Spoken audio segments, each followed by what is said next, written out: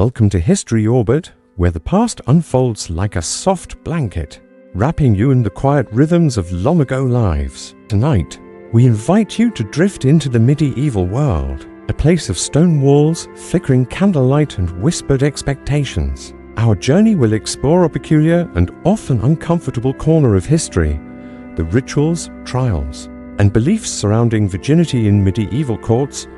This isn't a tale of adventure or conquest, but a slow, steady immersion into the lives of women bound by tradition, scrutinized by society, and shaped by the weight of honor. Imagine yourself settling into a quiet room, the world outside fading away.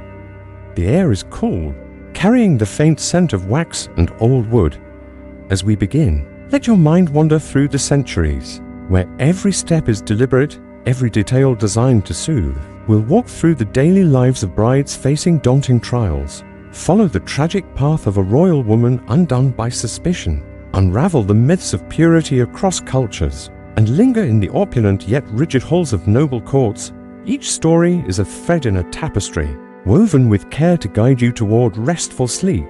This is a 2-hour journey, unhurried and gentle, crafted to inform without startling, to intrigue without gripping too tightly. If you're awake, you'll find yourself drawn into the textures of the past, the rustle of linen, the murmur of voices, the weight of expectation.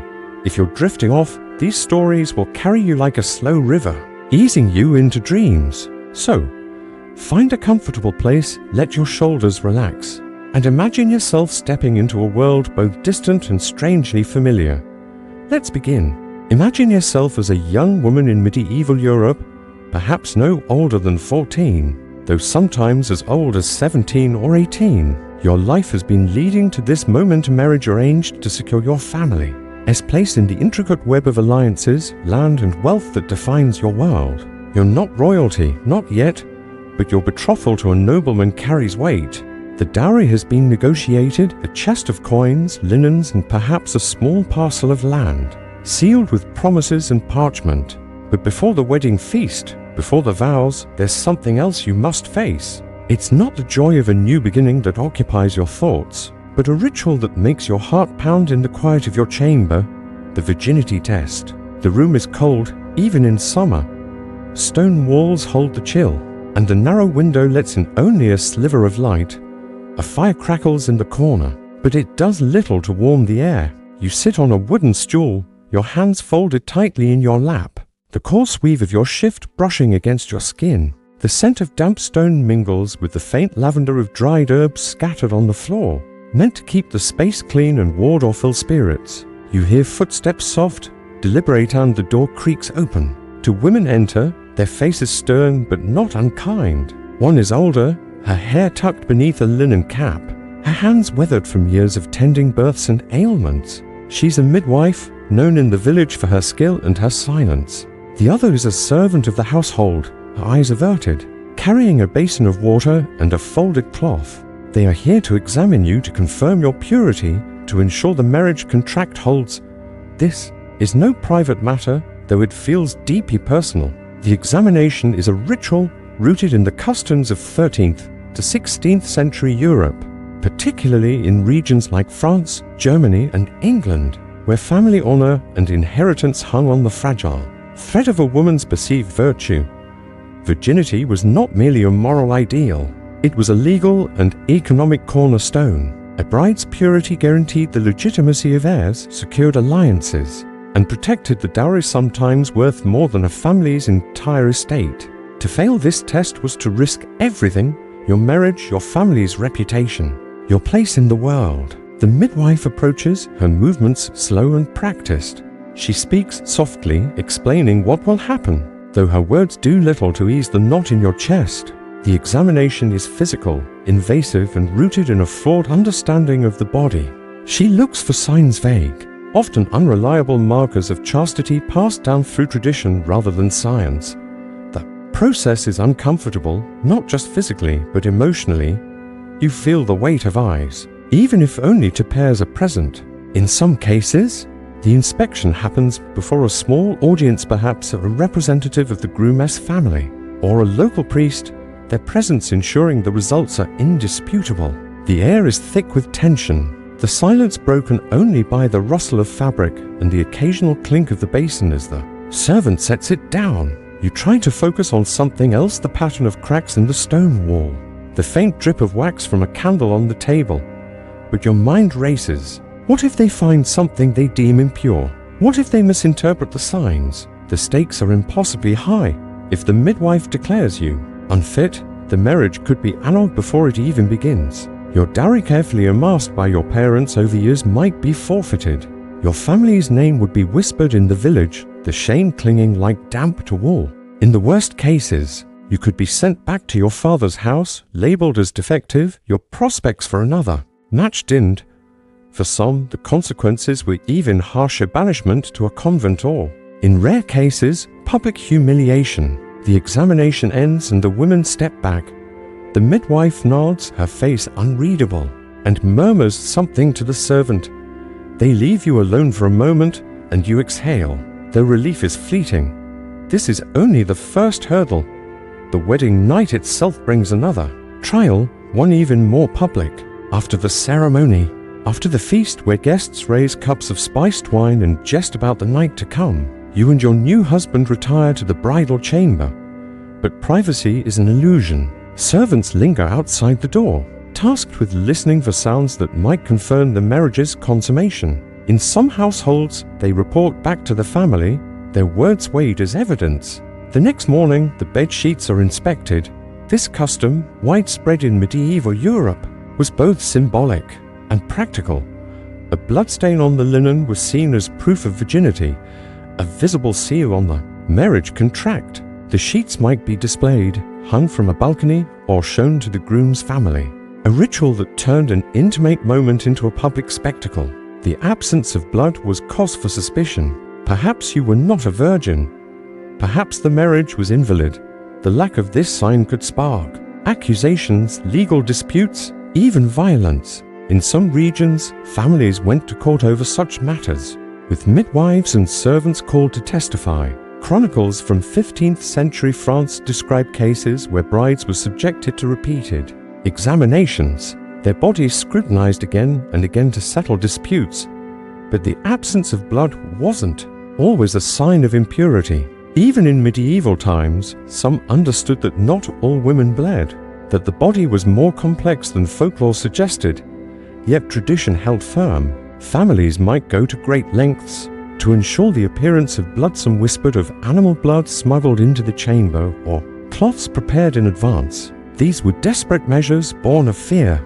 The pressure was immense, not just on the bride but on her entire household. A failed test could unravel years of planning, alliances forged through betrothal, and the delicate balance of power between families. Imagine the weight of this as you lie in the bridal bed, the heavy wool curtains drawn around you, the air thick with the scent of beeswax and herbs. The mattress is stuffed with straw, rustling beneath you, and the linen sheets are coarse against your skin. You hear the muffled voices of servants outside, waiting. The fire has died to embers, casting long shadows across the room. Your husband, perhaps a stranger until this day, is beside you, his own expectations shaped by the same rigid customs. There's no room for tenderness here, only duty.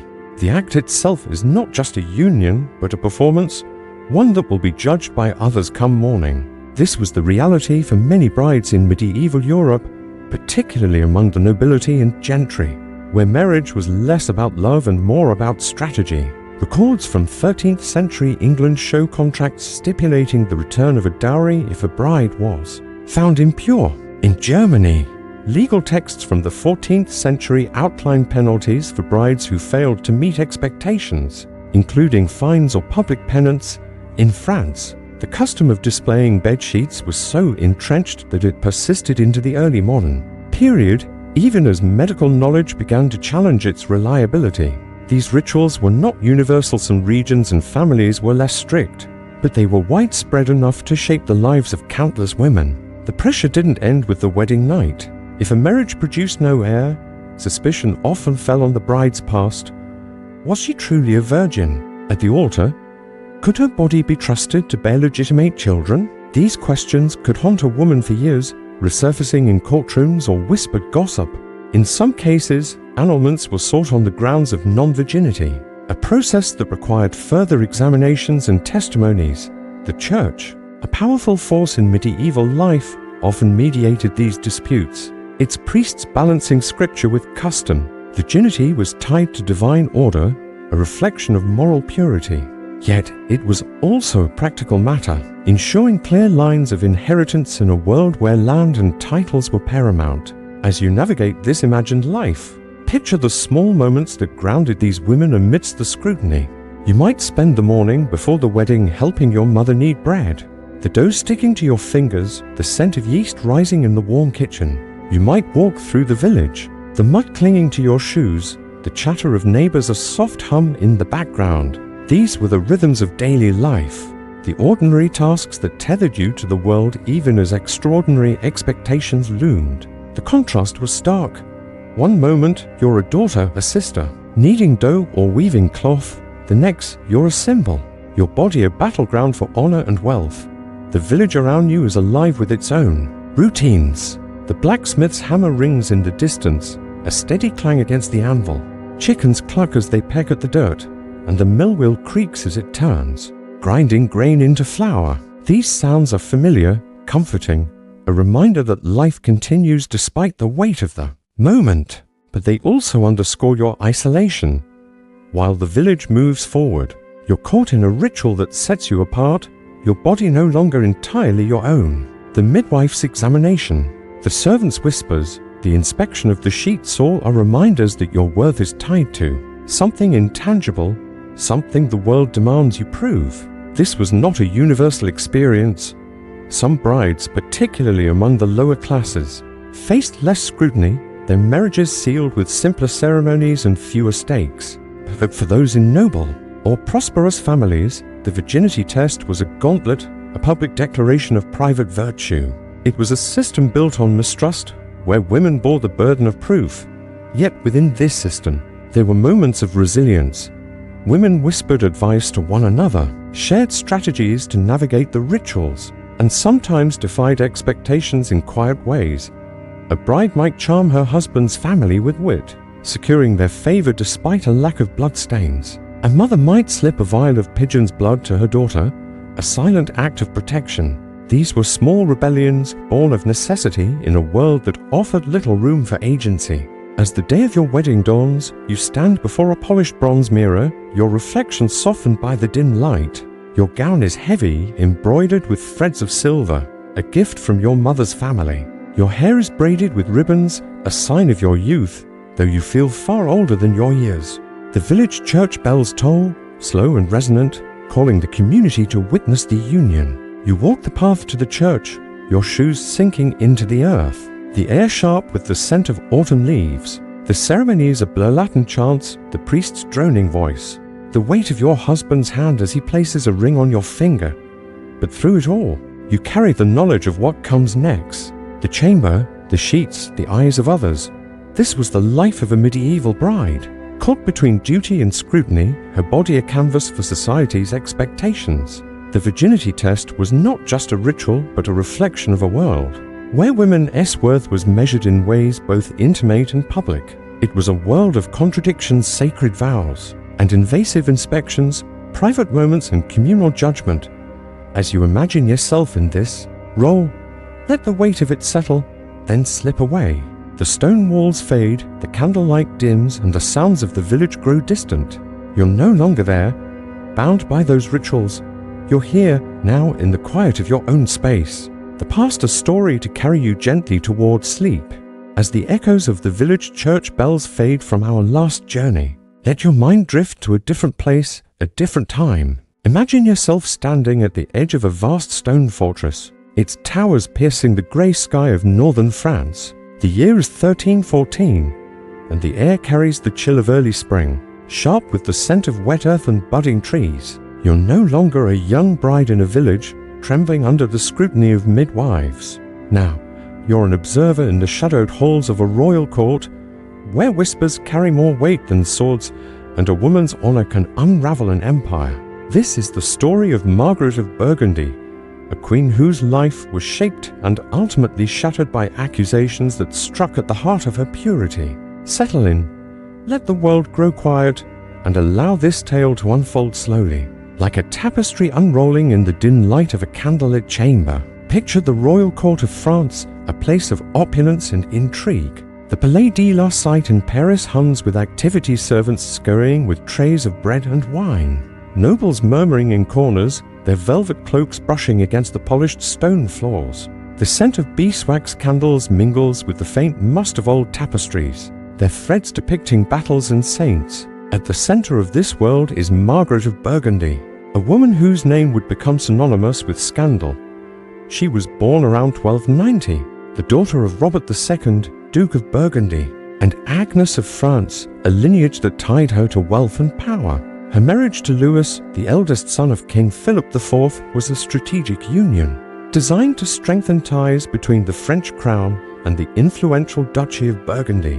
When Louis became King Louis X in 1314, Margaret ascended to the role of Queen Consort, her life seemingly secure in the glittering hierarchy of the court. But imagine yourself in Margaret's place for a moment, not as a queen, but as a young woman, perhaps in her early 20s, navigating a world where every gesture is watched. The royal court is not a home, but a stage, where your every word, every glance, is measured for loyalty, virtue, and intent. Your gowns are heavy with embroidery, the gold thread catching the light as you move through the great hall. Your hair is braided and pinned beneath a jeweled circlet, a symbol of your status. Yet beneath the finery, you feel the weight of expectation. As queen, your role is clear: to produce an heir, to uphold the honor of the crown, to embody the purity that your husband's lineage demands. Virginity, even after marriage, remains a specter, a question that lingers in the minds of those who seek to challenge your place. Margaret's story begins with promise.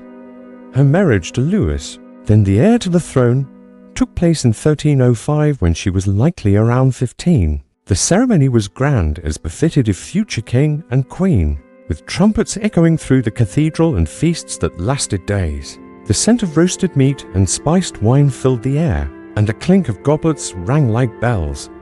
But royal marriages were rarely about affection. Louis, known as Louis the Quarrelsome for his volatile temperament, was not a warm husband. Chronicles suggest he was often distant, preoccupied with matters of state and his own ambitions. Margaret, raised in the sophisticated court of Burgundy, was educated, articulate, and accustomed to the rituals of nobility. She knew her duty: to bear children, to maintain alliances, to avoid any misstep that could tarnish her family's name. Yet the court was a place of shadows where loyalty was fragile and envy thrived. By 1314, when Louis ascended the throne, rumors began to swirl. These were not idle whispers, but accusations that struck at the core of Margaret's role as queen. She was accused of adultery, a charge that carried catastrophic consequences in a world where a queen's purity was tied to the legitimacy of the royal line. The scandal, known as the Tour de Nesle affair, erupted with a ferocity that shook the French monarchy. It began with whispers, perhaps sparked by political rivals or disgruntled courtiers, that Margaret and her sister-in-law, Blanche of Burgundy, had engaged in illicit affairs with two knights, Philippe and Gautier d'Aulnay. The accusations were explosive, not only because they impugned the Queen's honor, but because they raised a deeper question. Had Margaret been pure at the time of her marriage? If her virtue was in doubt, so too was the legitimacy of her daughter, Joan, born in 1312. Imagine the moment these accusations reached the court. You're standing in a corridor, the air heavy with the scent of polished wood and incense. Servants pause, their heads bowed, but their ears strained to catch the murmured words. A noble woman, her face half hidden by a veil, whispers to another, their voices low but urgent. The king's sister, Isabella, is said to have played a role in uncovering the scandal. Her sharp eyes, noting the behavior of the knights and the queens. Isabella, married to the King of England, was no stranger to courtly intrigue, and her involvement lent weight to the accusations. The court buzzed with tension like a hive disturbed. For Margaret, the world she had known carefully constructed through years of duty began to unravel. The accusations were not mere gossip. They demanded investigation. In medieval France, adultery by a queen was not just a personal failing but a crime against the state, threatening the purity of the royal bloodline. The process was methodical, almost ceremonial, yet suffused with shame. Margaret was subjected to interrogations, her private life dissected by men of the court clerics, advisors, and perhaps even her husband's allies. Imagine the setting, a high-ceilinged chamber, its walls draped with tapestries that seem to watch in silence. A long table stretches before you, its surface scarred from years of use. Candles flicker, casting shadows that dance across the faces of your questioners. Their voices are calm, deliberate, but their questions cut deep. When did you last speak with the Knight Felipe? What gifts have you exchanged? What was heard in your chambers at night? Each question is a stone, piling onto the weight you already carry. The interrogations were not just about recent behavior, but reached back to the very foundation of the marriage. Had Margaret been a virgin when she wed Louis? The question, though unspoken, hung in the air. Virginity, as we explored in the last segment, was a currency of trust, a guarantee of legitimacy. If Margaret's purity at the time of her marriage was in doubt, her daughter's claim to the throne could be challenged, destabilizing the monarchy. The court turned to evidence, servants' testimonies, the knight's confessions, even the Queen's own words. The Dornay brothers, under pressure and likely torture, admitted to the affairs, their words sealing Margaret's fate. The process was not about truth but about perception, about upholding the crown's honor in the eyes of the realm. Margaret was stripped of her title and imprisoned in Chateau Gaillard, a forbidding fortress in Normandy. Picture the journey there, a rattling cart, the road muddy from spring rains, the air sharp with the scent of pine and wet stone. The castle looms ahead, its walls grey and unyielding, perched on a cliff above the Seine River. The wind howls through the narrow windows, carrying the faint tang of river water. Margaret's chambers are sparse and narrow bed, a single candle, a wooden stool. The stone walls are cold to the touch, and the air is heavy with damp. She is alone, save for the guards who watch from a distance, their footsteps echoing in the corridors. The Queen who once walked through Paris in silks and jewels is now a prisoner, her world reduced to these stark walls. Isolation was not just physical but emotional. Margaret was cut off from her allies, her family, her daughter.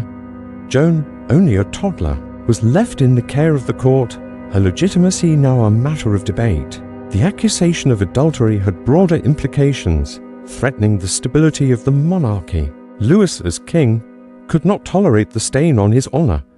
An annulment was considered, though the marriage was not formally dissolved. Instead, Margaret was left to languish, her fate a warning to others. The chronicles are silent on her thoughts, but imagine the quiet moments in that cell, the rustle of a worn gown, the drip of water from the ceiling, the distant cry of a bird outside.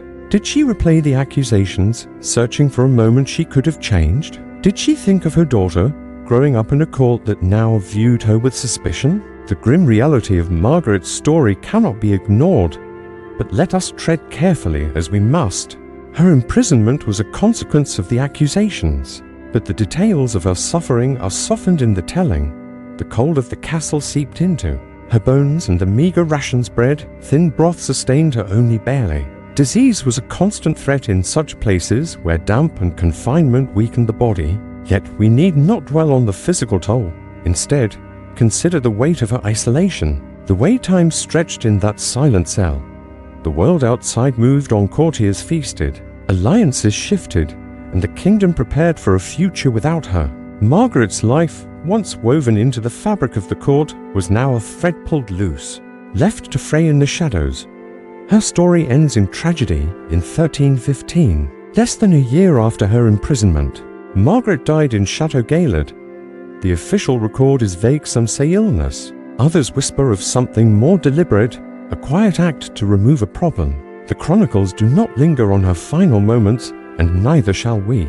Instead, picture the fortress at dusk, the sky bruised with clouds, the river below reflecting the fading light. Margaret's life slipped away, unnoticed by the court that once revolved around her. Her death was not just a personal loss, but a political maneuver, clearing the way for Louis to remarry and secure his line. The scandal faded, replaced by new intrigues, but its echoes lingered in the questions it raised about purity, loyalty, and power. Margaret's story is a window into the fragility of a queen's position, Her virginity, questioned years after her marriage, became a weapon against her. The accusations of adultery were not just about her actions, but about the broader anxieties of a society obsessed with lineage and honor. A queen's body was not her own. It belonged to the crown, to the future of the realm. The Tour de Nesle affair exposed the fault lines of this system, where a woman's worth was tied to her perceived purity, and a single rumor could topple her from grace. As you imagine Margaret's world, let the details ground you. Picture the court at its peak, the clatter of silver plates at a banquet, the soft strum of a lute in the background, the scent of rosemary scattered on the floor. Then contrast it with the silence of Chateau Gaillard, the creak of the wooden door, the faint scratch of a quill as a scribe records the day's events. These are the textures of her life, the rhythms that carried her from splendor to solitude. The scandal was not just a moment, but a culmination, a reflection of a world where women, even queens, were bound by expectations that left little room for error. This tale, though heavy, is told to soothe, to carry you gently toward rest. The court, with its intrigues and accusations, fades into the distance. The stone walls of the fortress soften, the wind grows quiet, and the river's murmur becomes a lullaby. Margaret's story is one of many, a single thread in the vast tapestry of history. As we leave her behind, let your mind drift, carried by the steady rhythm of the past. The next segment will take us deeper, not into the lives of individuals, but into the beliefs that shaped them, the myths and rituals surrounding virginity itself. As the stone walls of Chateau Gaillard fade into the shadows of our last tale, let your mind drift to a broader canvas, one that spans not just a single life, but centuries and continents. Imagine yourself seated by a quiet hearth, the fire reduced to glowing embers, casting a soft, amber light across a room filled with ancient manuscripts. The air carries the faint scent of parchment, ink, and the dusty sweetness of old wood. Outside, the world is still, save for the distant chirp of a cricket or the rustle of leaves in a gentle breeze. We reign no longer tethered to the court of a fallen queen or the trembling anticipation of a medieval bride. Instead, we're exploring something deeper, something woven into the fabric of human history, the myth of the hymen, the rituals it inspired, and the meanings it carried across civilizations. This is a story of belief, of bodies, and of the quiet tension between science and tradition. Let it unfold slowly, like a river finding its course, carrying you toward rest. Picture yourself in a medieval courtroom, perhaps in 15th century France or England. The room is dimly lit, with sunlight filtering through a high, narrow window, casting slanted beams across the stone floor. A long table stands at the center, its surface worn smooth by years of use. Seated at it are men in dark robes, clerics, judges, perhaps a local lord, their faces stern but composed. Before them stands a woman, her head bowed, her hands clasped tightly. She is not a queen, not a noblewoman, but a commoner caught in a dispute that has brought her here. The air is heavy with the scent of wax and old rushes strewn across the floor. The matter at hand is her virginity, or rather, the lack of it, as claimed by her husband or his family. A midwife, her hands calloused from years of work, steps forward to testify. She speaks of the hymen, of blood, of signs she has been trained to seek. Her words are not just medical, but legal, carrying the weight of evidence that could uphold or dissolve a marriage. The hymen in medieval Europe was more than a part of the body. It was a symbol, a proof, a currency of trust. It was believed to be a physical barrier, a seal that marked a woman's purity. Its presence or absence a matter of public concern. But this belief, so deeply ingrained, was built on shaky foundations. Imagine yourself flipping through the pages of a medieval medical text. Its parchment brittle under your fingers, the ink faded but still legible. These texts, often written by monks or scholars with limited understanding of anatomy, described the hymen as a membrane that could be seen, touched and tested. It was thought to tear upon first intercourse, producing blood that served as visible proof of virginity. This idea shaped not just marriages, but laws, customs, and the very structure of society. Yet, as we now know, the hymen is far more complex, a truth that was only dimly understood in the centuries. We re-exploring. Let's pause to consider the science, not with the cold precision of a modern textbook, but with the curiosity of someone peering into the past. The hymen is a thin membrane, often elastic, that partially covers the vaginal opening. It varies widely. Some women are born without one, others have hymens that stretch rather than tear, and physical activity, injury, or even natural development can alter it long before marriage. In medieval times, this variability was rarely acknowledged. Instead, the hymen was mythologized. Its presence a guarantee of virtue, its absence a mark of shame. Midwives, the keepers of this knowledge, were both healers and judges. Their examinations a blend of tradition and guesswork. Picture a midwife in her small cottage, the air thick with the scent of dried herbs, lavender, chamomile, sage hanging from the rafters. Her hands, steady from years of delivering babies, move with care as she examines a young woman. Her findings destined to be whispered in a courtroom or a noble household. These examinations were not just medical but ritualistic, steeped in the weight of expectation. In 14th century England, legal records describe cases where midwives testified before judges, their words shaping the fate of marriages. In France, the inspection of bedsheets after the wedding night was a public act. The bloodstains of present paraded as evidence of a bride's purity. The absence of blood could lead to accusations, annulments, or worse. Yet the reliance on such signs was flawed, a fact some midwives quietly understood. In private, they might advise brides on ways to ensure the appearance of blood, a vial of animal blood, hidden in the bedchamber Juno, or a cloth prepared in advance. These were acts of survival, born of a world that demanded proof where none could be guaranteed. Now, let your mind drift across the sea to other lands and other times. The obsession with virginity was not unique to medieval Europe. In ancient China, during the Tang and Song dynasties, purity was equally prized, though the rituals differed. Imagine a courtyard in a wealthy household, the air warm with the scent of jasmine and polished wood. A bride, her hair adorned with jade pins, prepares for her wedding. Her family's honor rests on her virtue, and while physical examinations were less common, the expectation of chastity was absolute. Texts from the period, such as Confucian writings, emphasize the importance of a woman's purity as a foundation of family harmony.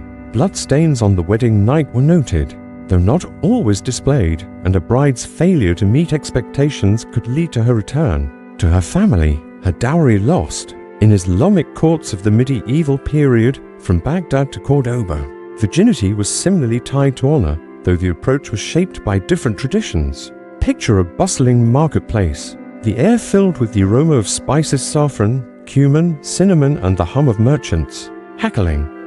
Beyond the market lies a cadi's court, where legal disputes are settled under the guidance of Islamic law.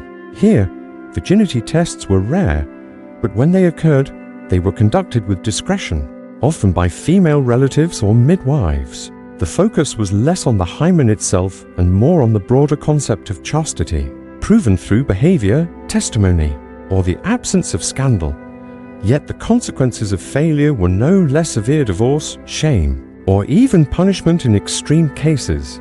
The Quran and Hadiths emphasized modesty, and these values shaped the rituals surrounding marriage, though they allowed for more privacy than European customs. Across these cultures, the hymen became a theater of illusion, a symbol that carried more weight than its physical reality could bear.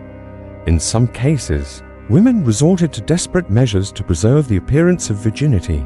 Historical records from 16th century Europe mention practices that seem almost unthinkable today: rudimentary attempts at hymen reconstruction using herbs, stitches, or other means to create the illusion of an intact membrane. Imagine a young woman visiting a wise woman in secret, the meeting held in a small room lit by a single candle, the air heavy with the scent of medicinal plants. The wise woman's hands move deftly, her voice low, instructing the girl in a procedure that is both painful and precarious. These acts were not about deceit but survival, a way to navigate a world that judged women by impossible standards.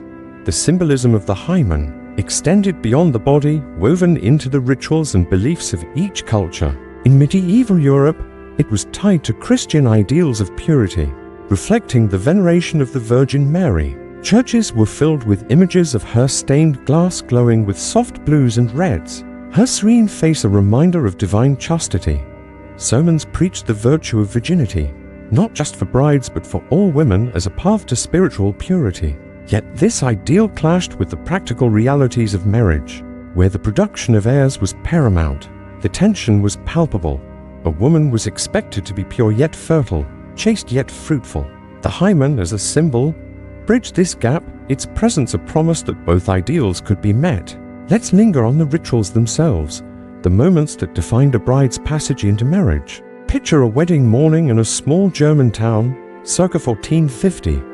The bride's chamber is simple, with a wooden bed draped in linen, the air carrying the faint scent of lavender scattered to ward off misfortune. Before the ceremony, a group of women gathers, mothers, aunts, midwives, their voices low, their hands busy with preparations. They inspect the bride, not with the cold formality of a courtroom, but with a quiet solemnity. Their fingers gentle but firm. The examination is brief, its results shared only with the groom's family.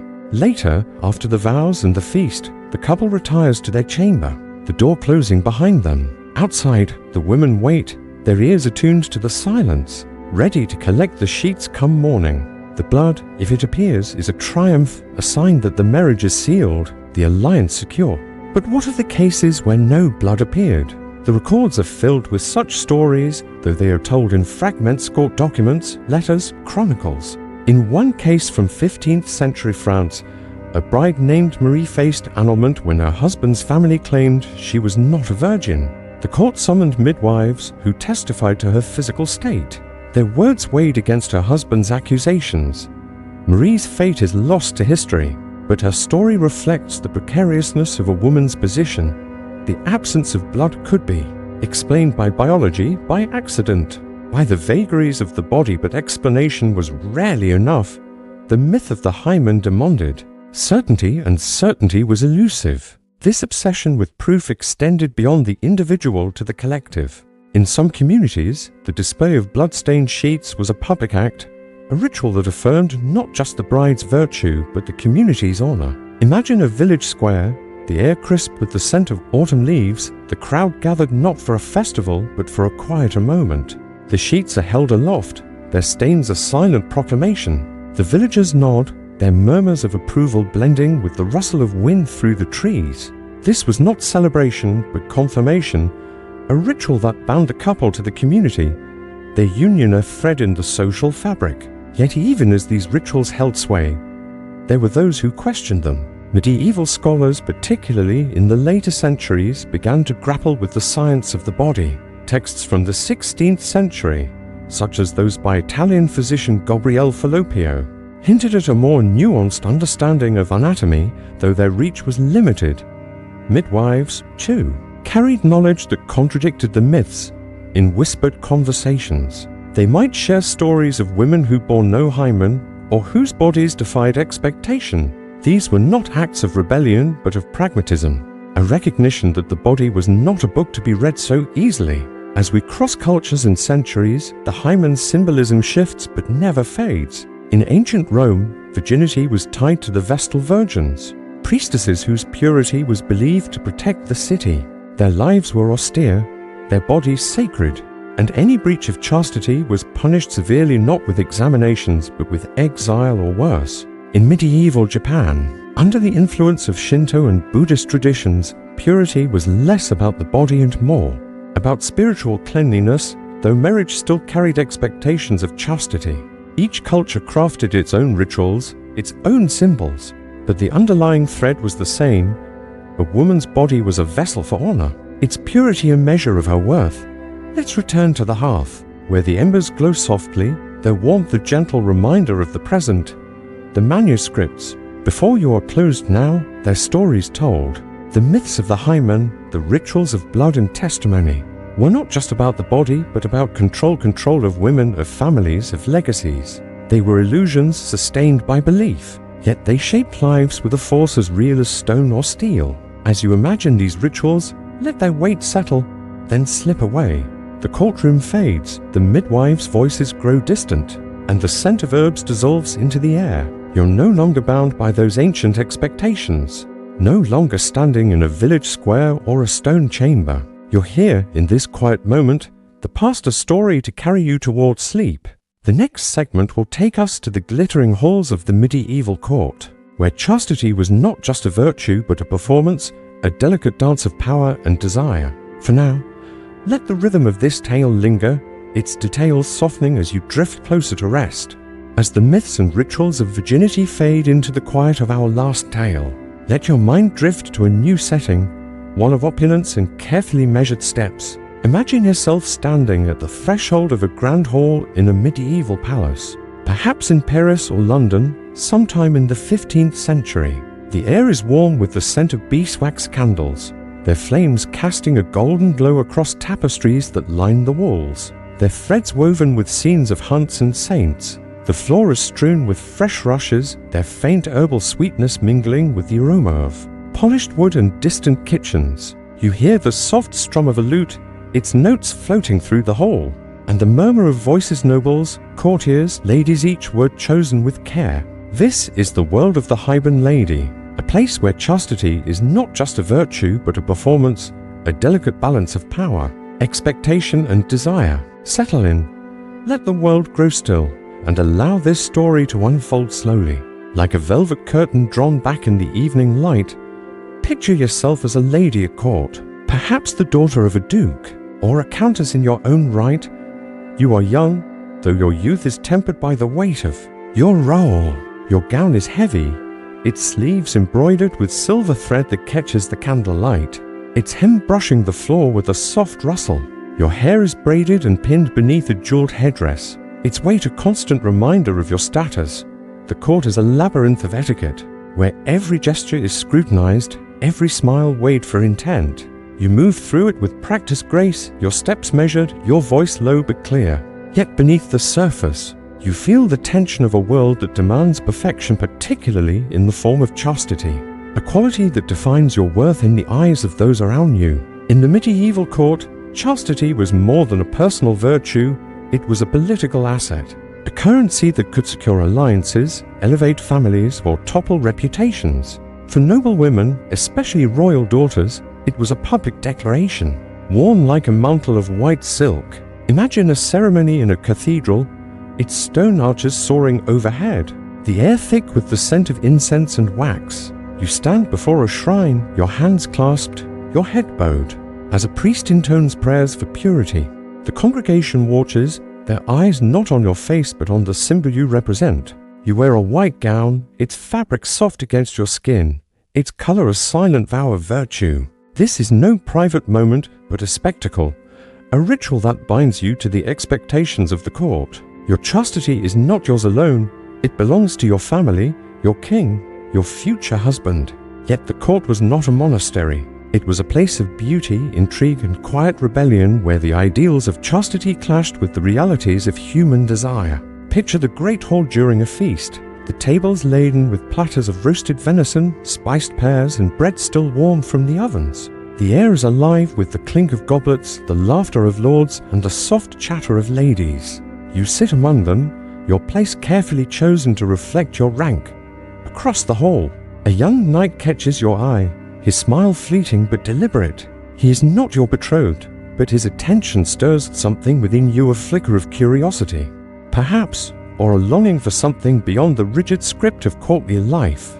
Such moments were common, though rarely spoken of. Courtly love, a concept celebrated in poetry and song, allowed for flirtation, even devotion, but it was a dangerous game, balanced on the edge of scandal. The education of a noble woman prepared her for this world, teaching her to navigate its complexities with skill. From a young age, you were schooled in the arts of courtesy, how to dance without faltering, how to sing with a voice that charmed, how to write letters that conveyed loyalty without revealing too much. Imagine a quiet chamber, its walls hung with tapestries of unicorns and roses, where you sit with a tutor, a quill in your hand. The ink smells sharp, and the parchment is smooth beneath your fingers as you practice your letters, forming words of devotion to a future husband or a distant king.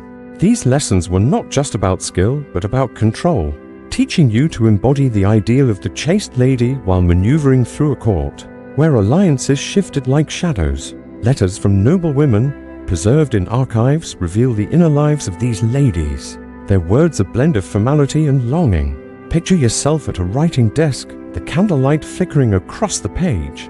You dip your quill, the scratch of its tip against the parchment a steady rhythm. You write to a friend, perhaps another lady at a distant court, your words veiled but honest. My heart is heavy with the weight of duty, you might confess, or I dream of a world where my steps are my own. These letters were acts of intimacy, shared between women who understood the constraints of their world. They spoke of love, of faith, of the delicate balance between obedience and desire. Some ladies wrote poetry, their verses filled with metaphors of gardens and locked gates, symbols of chastity that masked deeper yearnings. Yet chastity was not always what it seemed. Behind the walls of the palace, some ladies took lovers, their affairs conducted with the utmost secrecy. Imagine a moonlit garden, the air cool and fragrant with the scent of roses and damp earth. You meet a night in the shadows, your whispers barely audible above the rustle of leaves. Such meetings were rare, fraught with risk, but they happened. Some were silent agreements, tolerated by husbands who valued political alliances over personal fidelity. Others were scandals waiting to erupt, as we saw with Margaret of Burgundy. The court was a place of contradictions, where chastity was both a shield and a mask, worn to protect one's place in a world that judged harshly. The performance of chastity extended to the smallest details of courtly life. Your wardrobe was a statement, each gown a carefully chosen symbol. White and blue, colors associated with purity, were favored for young women, their fabrics soft but heavy, a reminder of your role. Jewelry, too, carried meaning: pearls for innocence, sapphires for loyalty. Imagine standing before a polished bronze mirror, your reflection softened by the dim light. A servant adjusts your headdress, its pins pressing gently against your scalp. You feel the weight of expectation in every layer of fabric, every gem that adorns you. Yet you carry it with grace, knowing that to falter is to invite whispers. The court was also a stage for power, and chastity was a tool in its negotiation. Royal daughters, in particular, were pawns in the game of alliances, their purity a guarantee of their value. Imagine a betrothal ceremony, the hall filled with ambassadors from distant lands. You stand beside your father, the king, as he announces your engagement to a foreign prince. The air is thick with the scent of wine and wax, and the crowd murmurs its approval. Your chastity is not just a personal virtue, but a diplomatic asset, a promise that the alliance will produce legitimate heirs. Yet even as you play this role, you are aware of its fragility. A single rumor, a single misstep, could unravel everything. Some ladies navigated this world with remarkable skill, using their chastity as a form of agency. Picture a widowed countess, her husband lost to war or illness. She is still young, her beauty a topic of courtly gossip. Rather than remarry, she chooses the path of the vows, pledging chastity in a public ceremony. The act is not just spiritual, but strategic, allowing her to retain control of her lands and influence. She wears a ring, a symbol of her vow, and her gowns shift to somber hues: black, grey, deep blue.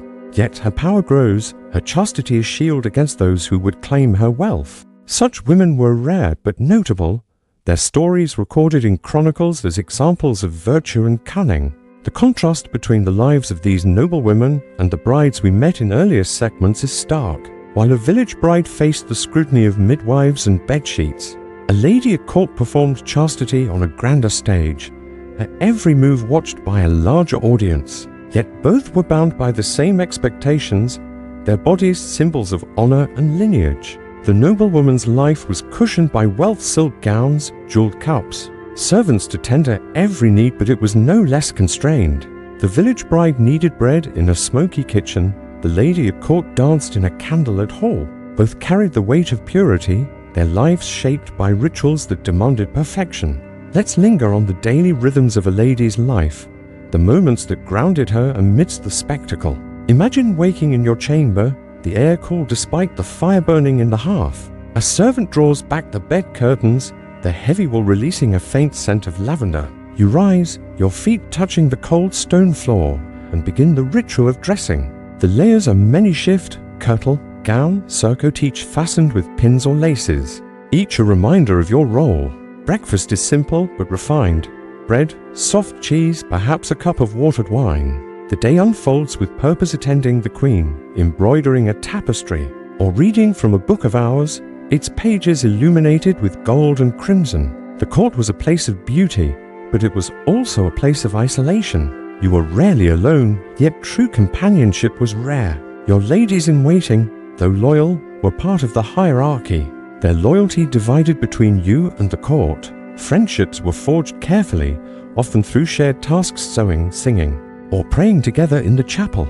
Imagine kneeling in a small oratory, the air heavy with the scent of frankincense, the priest's voice a low drone. The act of prayer was not just spiritual but social, a moment to be seen as pious, chaste, devoted. Yet, in those quiet moments, your thoughts might wander to a letter received from a distant friend, to a night's fleeting smile, to the life you might have lived beyond these walls. The grim realities of courtly life cannot be ignored, though we tread lightly, as always. Disease was a constant threat, even in the palaces where damp stone and crowded halls bred illness. Childbirth, too, was a risk, even for the hymen. Many ladies faced the loss of children or the pain of difficult labors, their bodies weakened by the demands of producing heirs. Yet these hardships were spoken of in hushed tones, their details softened by decorum. A lady might lose a child and return to court the next day, her grief hidden behind a composed smile. War, too, cast its shadow husbands and brothers sent to battle, leaving women to manage estates or navigate political intrigues. These were the undercurrents of courtly life, the quiet struggles that shaped the performance of chastity. As the day draws to a close, imagine standing on a balcony overlooking the palace gardens. The air is cool, carrying the scent of damp earth and blooming roses. The sky is streaked with the colors of dusk-soft pinks, deep blues, and the distant sound of a bell marks the hour of vespers. You are a lady at court, your life a tapestry of duty and desire, woven with threads of chastity and power. The hall behind you hums with life, but here, for a moment, you are alone with your thoughts.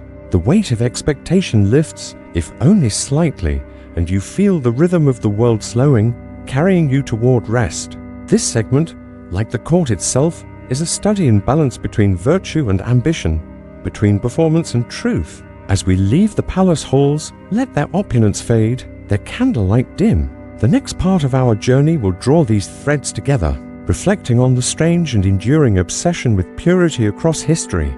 For now, let the soft strum of the lute linger in your mind, its notes a gentle lullaby guiding you toward sleep.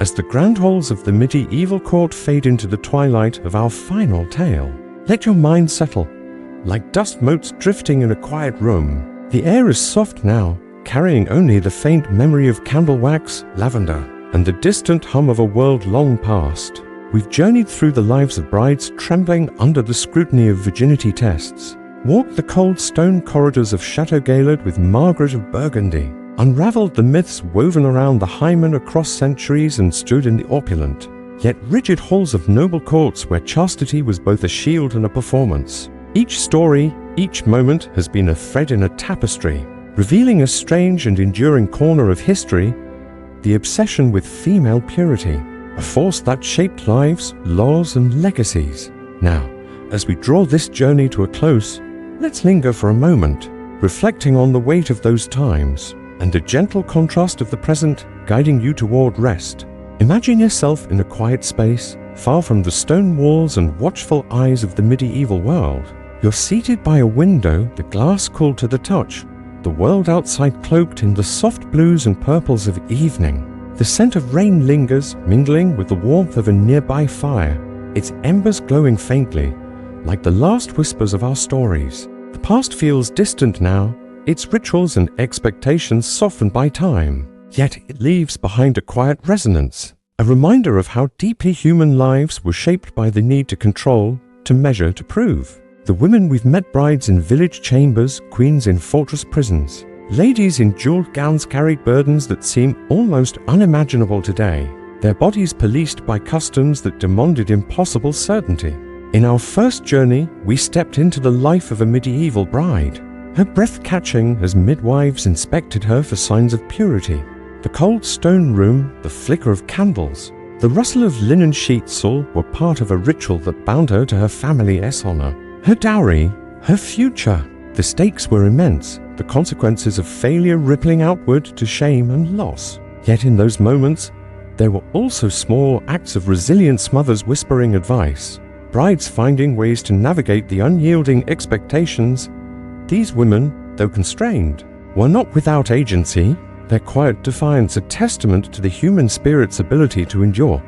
Then we followed Margaret of Burgundy, a queen whose life unraveled under the weight of accusation. Her story, set against the backdrop of a glittering court and a grim fortress, showed how chastity was not just a personal virtue but a political weapon. The whispers of adultery, the interrogations, the isolation in Chateau Gaillardet were not just her story but a reflection of a world where a woman's body was a battleground for power and legitimacy.